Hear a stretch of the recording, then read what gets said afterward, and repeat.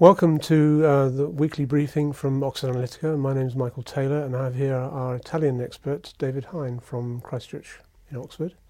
And what we're looking at, of course, is the earthquake that's taken place in Italy, and are Italians sort of waking up to what they've done. They are. It's taking a bit of time because what they've done looks like something pretty big. They've rejected established parties and they've voted into the middle of Parliament, holding the balance between two parties that probably can't work together, a group of people that they do not understand. And I think Italians are trying to work out what this means. I think the Italian authorities and government are trying to work out whether they can strike a deal with this new force.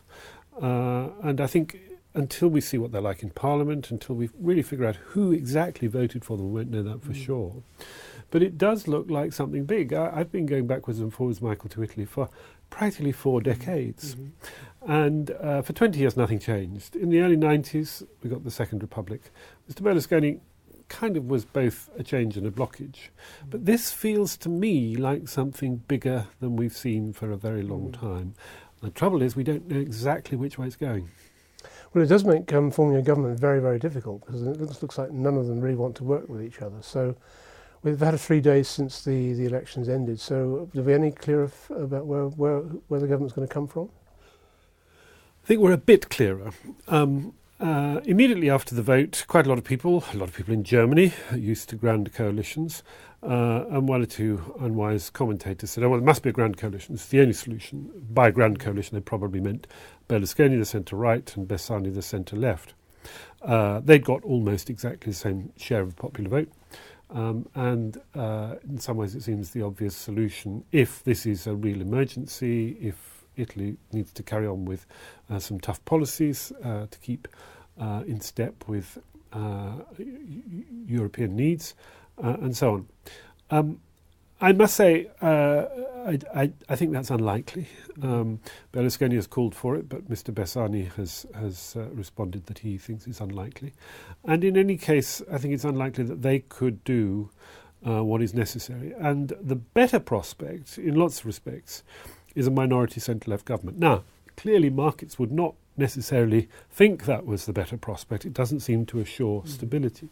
But frankly, what's really urgent now is to respond to what's come out of the Five Star Movement and Mr. Grillo, because it really does reflect something real, which is that voters cannot stomach this political system any longer and this political class. And unless the first response is political, I think that a grand coalition will simply deliver government up to the Five Star Movement in 6 months or a year. And that would be really chaotic. That would really spook markets.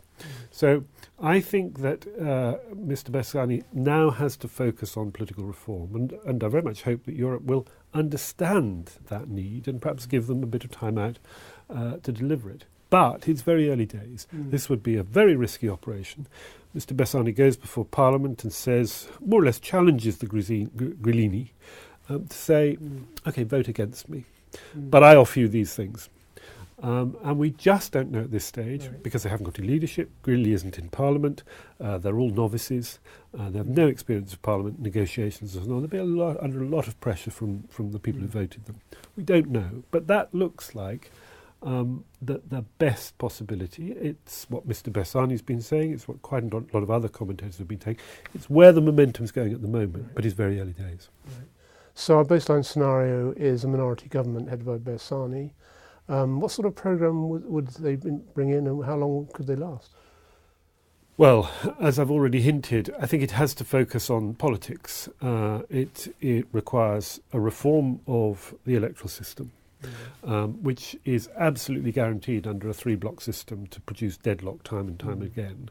And if it doesn't produce deadlock, it will put the Grillini in charge, and that would be even worse. So electoral reform, a huge cutback. In some ways it's a secondary matter, but psychologically it's terribly important to Italians, a huge cutback in the cost of politics. A series of laws which will try and get on top of conflict of interest, clean up government and so on. I think there's a range of political reforms which are absolutely essential and which they have to get through very quickly. Mm-hmm. I know nothing ever gets through very quickly. And, of course, reform of the judicial system, which is a disaster area. Get that through. By the autumn, I think you've got some prospect that if you held an election at that point, voters would be able to decide whether they liked the direction that things were going in. Right now, I think we can't tell whether Mr. Bersani has a really serious chance of putting that type of minority government together. We shall see over the next 3 weeks because, first of all, the new organs, presidents and the presidents of the committees in Parliament have to be elected. Then they have to elect the President of the Republic. That's quite a big challenge. And then we'll see whether Mr. Bersani can do it. I wouldn't put a lot of money on it, but I think it's the best prospect. Well, the markets seem to have calmed down a little bit. They had a 10-year bond issue, which was reasonably successful, well subscribed.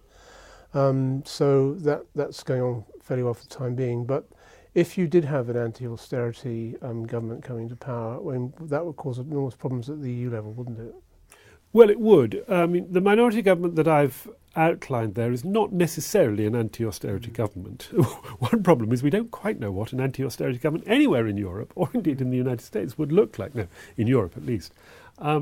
Because it's not as if you can just pull out all the levers and suddenly the economy starts growing again. And anti-austerity also means a rebalancing of the tax system and a range of other things to produce more social equity. Some of those things might actually be quite liked by markets because they can see the problems that the lack of them at the moment is causing in Italy.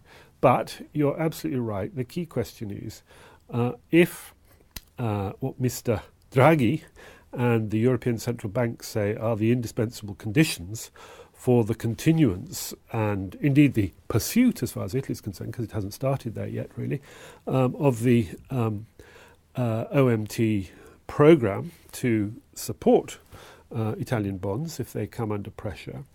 If he faces a government that is evidently not doing what it's supposed to have signed up to over the last couple of years, then Europe has got to think very hard. But I have to say, I think the Italian election may be the beginning of a much broader rethink across Europe.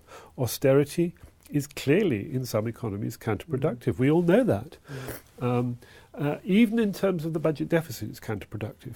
The time for new thinking was last year. Mr. Draghi produced it, but it may also be this year in terms of the trade-off, if you like, between the willingness to intervene and to support and the need to respond to what has happened in Italy and probably will happen elsewhere. Of course, it's not just there, it's also in Germany. We have a German election to get through, and in some ways it'll be easier for Germany to make those concessions after the election in September than it is now. What we really want is Mr. Bersani to hold the line until September, and then a German government is better placed to make the sort of concessions that may be necessary. We don't know whether we can get through, but that's the kind of optimistic scenario at the moment. Right. The elections in Italy have perhaps left us just as many questions as answers, and the Italian political scene has been completely upset by the Grillini's arrival. So I'm sure Italy is likely to prove interesting for months to come. Developments will continue in Germany and in the rest of the EU. So please follow our coverage of these on our website, oxfordanalytica.com.